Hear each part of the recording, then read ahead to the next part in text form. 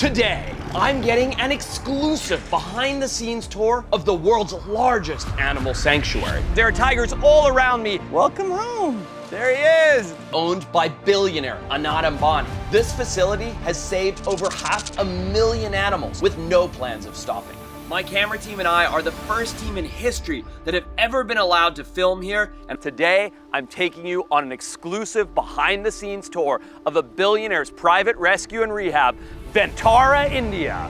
And in a facility so big, there's no better place to start than a tiger safari. Here, kitty, kitty, kitty. Oh God, here he comes. Hi, hi, hi. Wow. Hi. Hello. Oh my God. Hi, look here. Oh God, I feel like bait. So look at how unbelievably cool this is. I am in this custom fabricated cage with these unbelievable massive tigers, 5 tigers roaming around me. And it's not just because I want to get close to the tigers, it's because these animals have come from a life of captivity and they're used to being hand-fed. But in an effort to make these animals wild tigers once again and keep them comfortable, here at Vantara, we're hand-feeding them out in a giant 10-acre paddock where they can act like tigers. They can go swimming, they can forage, they can hunt. But because they're used to being fed and they're used to being around people, the right thing to do, the responsible thing to do, is keep them comfortable and feed them meat like this until they're capable of going out and hunting it down on their own without getting so habituated to being fed in the same location every day. But for now, it's like I'm bait in the craziest tiger shark cage dive of my life. Check this out. Whoa, he can get his whole paw through there. Look at that. Ah! Oh, he's totally hunting. Whoa, look at that. Hello. Look at you. Hello, big kitty. You're a scary cat, aren't you? I feel so lucky that in my life I've gotten to experience so many incredible wild things and wild creatures. And here, getting to connect so intimately with these tigers where I'm the one on display, I'm the thing that's acting as bait, I'm the creature in a cage, and the tigers are out in the open in this wild 10-acre paddock where they get to roam around and be wild tigers. It's such a treat. It's one of the coolest experiences ever. Look at this, I got a tiger right here roaming around me, a tiger out there in the lake, and this guy in this crazy perspective. This would be the last thing that you would ever see if you were to be attacked by a tiger looming over you like that as he attempts to eat you. I mean, that is a perspective that no one gets to see. That is so insane. But that's nothing compared to the other experiences I'm going to be having in this video. And first, let's introduce some rescued penguins to their brand new enclosure. Big, big day here at Vantara because the penguins have finally arrived. 7 beautiful Humboldt penguins rescued from Dubai. Yeah, guys, everybody's come out to see them. It's really exciting because there have never before been penguins here at Vantara. So nobody's even seen them yet except for the rescue team. And going inside, releasing these guys into their brand new forever home where they are going to live out their days in real conditions, in icy cold water, a giant refrigerator for a home, and of course, salt marine environment, which they require, is going to be so awesome. So you guys ready? Everybody ready? Okay, here we go. Everybody's very, very excited. All right, come on, little guy. Here we go. Hello, welcome home. There he is, woohoo! Yes, look at that. Everybody is so excited. The first penguin to arrive into its new home. He's going to check out the waterfall. I'm hoping he's gonna hop in the water, and while he does that, let's bring more boxes. Okay, more penguins. There you go, come on out. There you go. I keep releasing the penguins one by one, and with each new penguin, they all feel a little bit more at home. So here we go, the very last of 7 Humboldt penguins heading out into his new home. Go on, buddy. Go on, it's okay. And look at that, there he goes, heading off to join his friends. Potentially the first time in his life getting to see proper chilled salt water in a proper enclosure where they can be happy. And let's see, yep, straight into it, just like typical penguins, straight into feeding, happy as can be. And what an amazing story it is to see these guys go through what they've been through and come here and have this entire thing built for them in under a week. And now, just like that, they're playing, they're feeding, and they are happy. Now it's time to risk it all in the name of animal enrichment. You know, I've dedicated my life to conservation, and animals. And today, putting that life on the line. It's all about behavioral enrichment here, and I want to make sure that these animals are as enriched as they can get. So what I'm going to do is make myself the behavioral enrichment. Might not be the safest thing we've ever done. It's an interesting test. If it's good for the animals, it's good for everybody. Kyle, come on in here. Mitch, you too. Here's what I need you guys to do. Take this honey, put it on me, on my shirt, smear it all over the shirt, and then take those nuts, stick it on. We'll see how this goes. All right. Wow, I okay. didn't think we needed that much. Why not? That's right, why not? Why not? You sure you want to do this, dude? This does not seem like a good idea. We're gonna try it. Why are you adding more honey? Okay, you guys clear? You in a safe spot? Okay, my Tosh, release the beasts.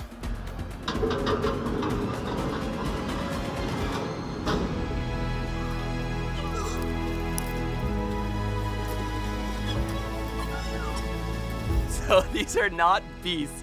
These are ringtail lemurs that have come from Madagascar, and sadly, they've been rescued from all over the planet for this exact reason. People think that they're adorable and that they're cute and that they make good pets, and they do not. So they get smuggled out of Madagascar, they get captively bred, and right here, they've created a rescue troop of animals from across the planet.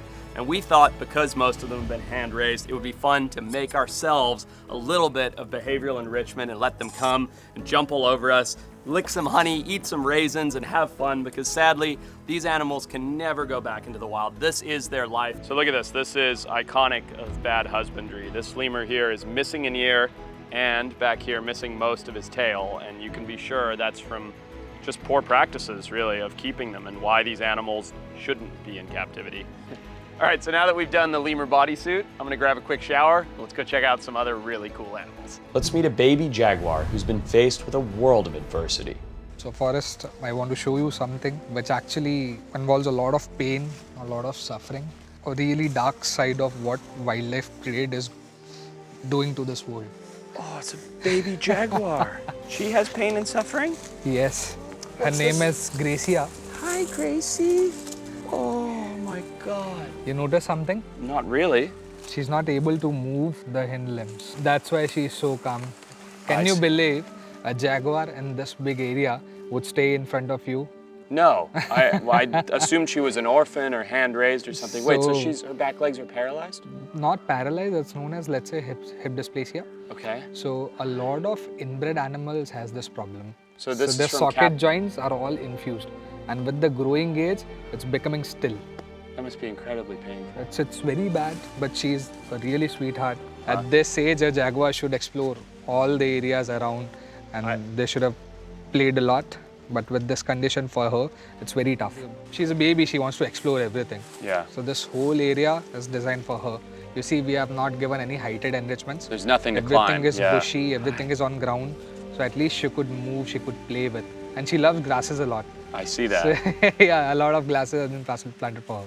And do you think that she's in, oh God, that's really good. hard to look at. Is there anything that could be done for her?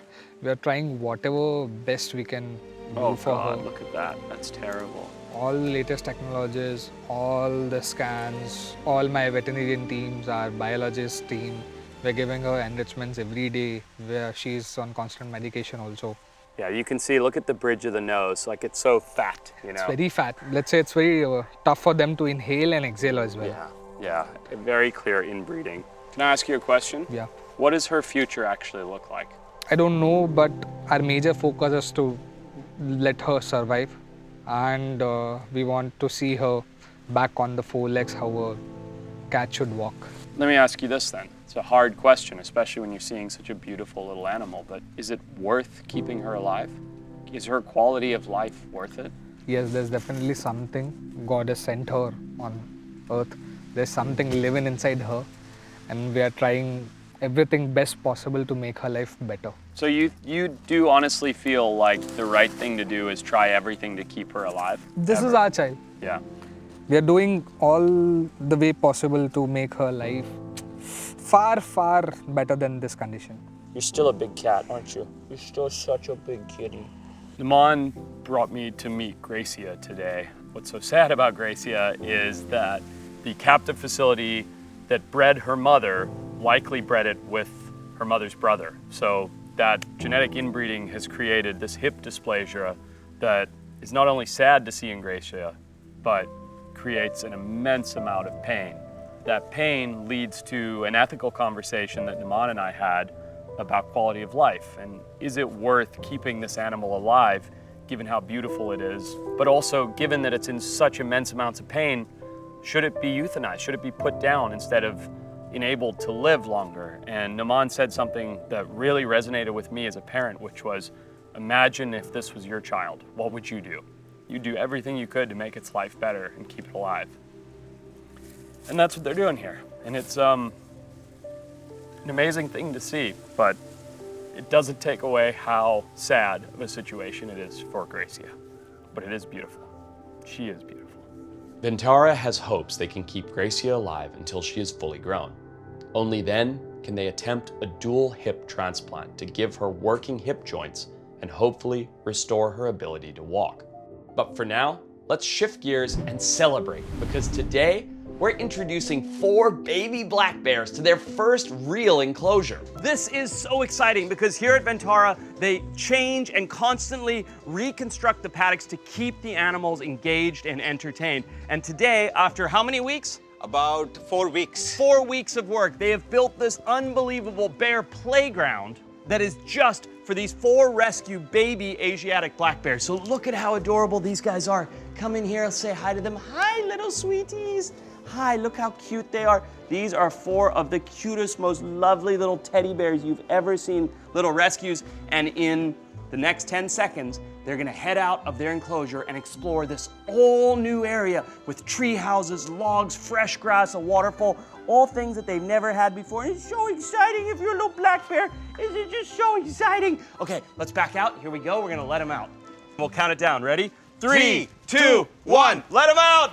All right, come on. Come. Look. Oh my goodness. Look, they're such little floof balls. They are so cute. Oh, they found the watermelons. What's so cool, listen to these noises. That's the num-num noises that they make. So whenever they get busy, yeah. So whenever they're drinking milk Yeah. or very busy enjoying their food, they make this kind of noise. That's the num-num. Num-num noise. Num num num. One of the things that you guys do at Vantara that I find so interesting is every 3 to 6 months, Yeah. you'll completely redesign the interior of an enclosure. Yeah. So this is all brand new. This is all brand new, and I think in about 4 months, when these guys, grow up a little bit, we're going to be changing them again. So because their size changes, their weight changes, Yep. and their needs change. Sure. So while we are observing them, we find out, like what exactly do they need, what are they using, what are they not using. Yep. And then we plan the next set of, like structural enrichments like that. Uh-huh. So the next set that is going to come in is going to be much more curated to their particular individual needs. And this is something that I want them to kind of, explore that ways. Is this the first time they've been in a big paddock? Yes. This is the first time these 4 little Asiatic black bears have been out in a big enclosure. Yeah. As they grow over the next 4 months, they'll put them back, put them there for maybe another week Another or 2, week or so. tear all this down and rebuild it. Rebuild it, But exactly. what is the craziest about that, correct me if I'm wrong, come look, there's nuts for you too. Oh, yes, yes, yes, yes. The craziest thing about that is, if that's not enough, once a year, you'll then rotate them to an entirely new Yeah, enclosure. yeah. Yeah. So new smells, new kind of area, because if you know, in the wild, bears keep walking. Yeah. They don't have very, solid Like a territory. areas. Exactly. Yeah. So it also gives them a nice window to kind of explore other areas also. And the scents, I mean, like for example, we'll move them to a place where it has a scent of another bear. Uh-huh. So they're going to be exploring, they're going to be trying to find out what that smell, belongs to. Yep. And that's also a sort of enrichment for them. It's like a new, fresh beginning. Look at this. It's just a pile of baby bears living their best life here, and it's just such fun. I mean, this is the best life if you're a little bear. Look at this. I didn't even see this one here. I got a little fluff ball by my knees. Hello. There's just bears everywhere. Little teddy bears everywhere. It's just so freaking cute, and they're just such awesome, exciting little animals. And now they get to grow up not in a cage with a concrete floor with a miserable life, but socialized with a group of others living in an area with tree houses.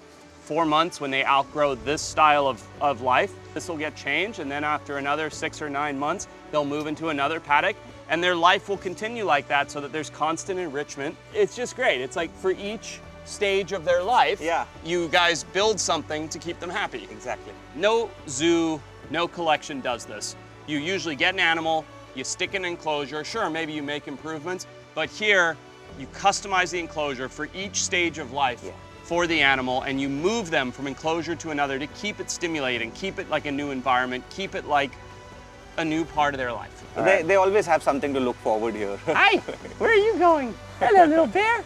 You're a little bear. Now it's time to interact with some of the cutest and weirdest animals that roam the planet. But before we get there, I couldn't resist making a quick stop at what might just be the world's only weight loss retreat for crocodiles. Ajay, what's the matter with you? Why are you feeding these now crocodiles so much? Look at how fat this thing is. He is quite a fat guy, but that's because these guys all were rescued from a crocodile farming situation in Africa. Well, not just that though, they're from skin farms, right? Correct. The fatter you make a crocodile, the more skin it has, the more Correct. bang for your buck. People always say that saltwater crocodiles are the deadliest crocodile. I think these are much worse. That's really true because they have a lot more access to be deadly than That's saltwater right. crocs. Exactly right. And the fact that they've literally evolved for millions of years to eat large mammals and not fish, these things are targeting us. Aside from how dangerous he is, and quite frankly how dangerous this is sitting here, they're way too fat. Yeah. You know this. So we have these guys on a very, very strict diet plan. His food is actually very strictly rationed and monitored. So he's putting away less than a couple of kilos a week. I eat more than that in a week. He eats less than that in a week, and what we do to get them a little bit of exercise periodically is also have them swim up and down for their food. So we feed them one bit over there and then call them out to the other end. So we make them work for whatever little bit it is they're eating, so they slowly burn off all the extra weight. So what you're saying is it's fat camp for crocs. More or less. More or less. It's crocodile fat camp over here. I love it. I don't want people watching this to be fooled. Just because it's fat doesn't mean it's not dangerous, right? The bigger they are, The more dangerous the more they are. dangerous they are at the end of the day. This guy is certainly big enough to. But when you think of, things that are really, really obese, you think of limited mobility. Do you mind if I steal this? Absolutely. Let's go over here. Come over here, guys. Look at these two females over here. In my opinion, tell me what you think. As far as body ratio goes, she is even fatter than he is. Correct. Yeah, I mean, these animals are obese, and I think it's awesome that you're doing everything you can to get them back to being healthy, fit, active crocodiles. Well, this is great, Ajay. Thanks for showing me this. Thanks for putting these crocs on a diet. Absolutely. We like to have them this way, and if you like these guys, you should see what we have lined up for you to do next. Ooh, sounds good to me. Bye, big girl, you big fatty. What you're about to witness is beyond rare. In fact, it's the only one of its kind ever recorded. But just as we're on our way to see this extraordinary creature, we stop once again for an unexpected, once-in-a-lifetime opportunity.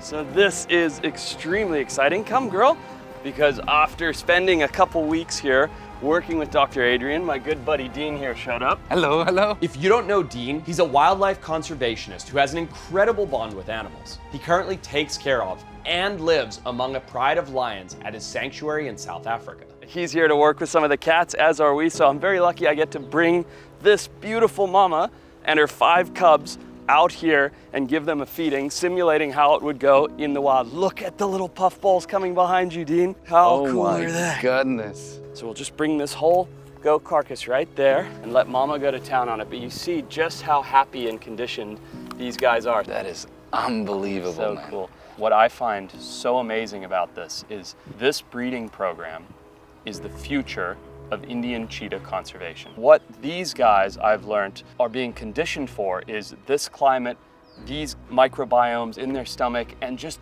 getting ready for India. So these 4 right here and their little sibling, there's 5 babies here, could actually be the future of cheetah rewilding in India and the first successful generation to come back in over 100 years. Wow. Is that the first litter of her? This is her first litter. Yeah. Yeah, and these are her first set of cubs. And she came as a rescue here to Vantara, made it here, and now this is the first generation of cheetahs born here at Vantara, and likely them, but I would say almost 100% their offspring will end up being rewilded. And so is it true that if you want to rewild their offspring, then you'll limit or eliminate 100% of human contact? Close, it's a balance. So one thing that we've learned in rewilding programs, especially with big cats, is you don't want them to be so scared of people that you can never observe them. but you don't want them to be so habituated that they come to people. So it's really a delicate balance. At this age and size, it's okay to be close, but as time goes on, we'll sort of wean them off of attention and get them to a relative level of comfort. Oh, I know, how cute are they? Unbelievable. But not conditioned to come to people. Yeah. So that's what the team here at Vantara are working towards, and I'm just so lucky that I've been able to come and work with these little fuzzballs. I mean, it's a dream come true for me. Amazing. And it's crazy how cool the mother is with us being in the environment. Totally. And this is trust. This is trust that the keepers 100%. here have built with her, and I've been coming to see her every day for about 2 weeks now. So I've developed this level of trust. It's just the most Especially a magical thing. mother and her cubs, no matter what species, is always a very sensitive topic. And if you look at this setup here, especially during feeding session, right, to be able to be that close, I mean, I guess I'm one of the only one who can do that with my lions in South Africa, but seeing this amount of trust being built here in Vantara is absolutely insane. It's been a fantastic, It's been a fantastic experience to share this here with Dean. And Mama says, hey, back off, we're gonna eat. So we're gonna do that, we're gonna let her be. Buddy, thank you, man. Thank you very much, appreciate it. Now it's time to meet the genetic marvel and world's only leucistic okapi. But getting close is not gonna be easy, as he doesn't like strangers very much. Mishu, just give me a little space, just lens in. Hey, Mizu. Almost. Mishu, look. Hi. Nope. Hi. Look at this. This is not working. I'm trying to feed him all of his favorite foods, and it's just not working. Luckily, one of his keepers has an idea. For the last 20 minutes, I've been trying to get close to Mizu, the world's only leucistic okapi, to show how incredibly special it is. And the keeper here is suggesting that it's the dress code. He's used to a certain dress code as performed by his keepers. So I'm gonna put on his sweatshirt. All right, take 400. I start approaching at a pace that a normal keeper would. Mizu, what's this, buddy? Mizu already looks a little less tense than before. I cannot believe that worked. That's insane. Look at how crazy this is. This is literally the rarest of rare creatures here. The world's only leucistic okapi named Mizu, which is Swahili for ghost. There is nothing more rare at this entire facility, and arguably no creature more rare on Earth than this right here, the world's only leucistic okapi. It's an unbelievable looking thing. Okapis already don't look real. They look like animals that have been made up, drawn by a child with their waxy coat and their giant ears and their funny horns. And this one, being leucistic, it really does look like a ghost. What's so cool is we're sort of in the back corner of this enclosure for Mizu, the young male here, but he's got a big, beautiful female over there in this huge acre-wide paddock that he gets to grow up in, which when coming from a super congested private collection in the UAE to this is unbelievable. Getting to see this leucistic okapi, this creature that is so otherworldly is, I mean, it is truly an unbelievable thing. And just like a ghost, that's it. That's as much as he's gonna give us, but wow. That is honestly the most beautiful animal I think I've ever seen. Bye, buddy. And after seeing one of, if not the rarest animal on the entire planet, I promise you, you've never seen anything like what's coming up next. Today at Vantara, we're gonna be trying something really interesting. We're taking a look at these beautiful rescued South American tapirs that came all the way from meat markets in Venezuela. But these guys are young and they love to play. And at dusk, they like to head out into their paddock and have a swim and have a romp around. So today, what I'm gonna do is I'm going to try and get a dog harness on one of these juvenile tapirs and then let them out as they run out into their paddock to have a play and see if we can get a really unique look and perspective at giant tapir play. Hi, you beautiful little thing. Should we see if this is gonna work? Well, that was easier than expected. You are much fatter than I realized. Okay, so that goes like that. And these have to go under the legs. Oh man, okay, hi. There we go, look at that. I did not know that was gonna be that easy. I thought we were gonna have a whole mountain of trouble trying to get you in this. But so far, so good. Now what's really cool, and most people don't know, is that these guys are closely related to rhinos. They're basically South America's version of a rhinoceros, which is crazy because if you think about eating a rhino, it seems like an absolutely insane proposition. But That's what happens to these guys. They're heavily hunted for meat markets, and that's why they've ended up all the way here in Vantara. And this is a whole herd of just beautiful, friendly babies that I adore. All right, I got one more strap, okay? Don't freak out, don't freak out, it's the belly strap. Don't freak out, don't freak out. Hi, there we go. We got it, we got it. You're a tapir in a harness. I cannot believe this is working. So here we are looking down the barrel of a tapir. And in a few minutes, she is going to head out with all of her buddies to go have a swim and have a play. All right, you ready to go have some fun? At first, our new little camera girl was hesitant to show all her friends her new tech. But with some reassuring pets from her handler, she mustered the courage to go out and play. There she goes. And she was definitely not scared of the water. She even left a little surprise for our camera team. So here we are with all the baby tapirs, and they're heading out in the water, including our hilarious tapir vision camera as they're swimming around. Look at them all. Hey, Scruffy, here, have a banana. Oh, that didn't work. I don't think anybody has ever put a dog harness perfectly suited to a baby Brazilian tapir on it before, just to get this hilarious shot. But look at that. I believe that our tapir vision cameras were a success. I think this is the first time in history anybody's ever put a dog harness on a juvenile tapir, certainly in India. So I'm gonna start taking this off right now, and we'll be able to get our fun perspective. Now just chill out. No. He loves you guys. I swear she's got fatter because it's harder to get it off now than it was to get it on. Well, I think this has been a great success. So we'll head back, take a look at this footage, and call it a day. No, you're not done. We have 2 more GoPros you have to get. What? You're not done. You gotta get those other 2. I'm not getting those cameras. Oh yeah. Look at the amount of poop in there. No way. You wanted underwater shots, you gotta go get those. Yeah, I wish you hadn't pooped in the water so much. All right, screw it. I'll do it. I'm not happy about this, though. Tapirs poop almost exclusively in the water, and you can see here with the before and after how quickly they turn this crystal clear pool into a poop soup. Oh, man. Look at the size of these friggin' nuggets that I'm in here swimming with. Oh, it smells so bad. Okay, I'm going for it. Ready? 3, 2, 1. I didn't need to go all the way under. Why did I do that? I don't know why I did that. I was so caught up in the moment. I don't know why I did. Why did I do that? I wasn't even thinking. There's literal feces in my eyes. All right, I think we're done for today.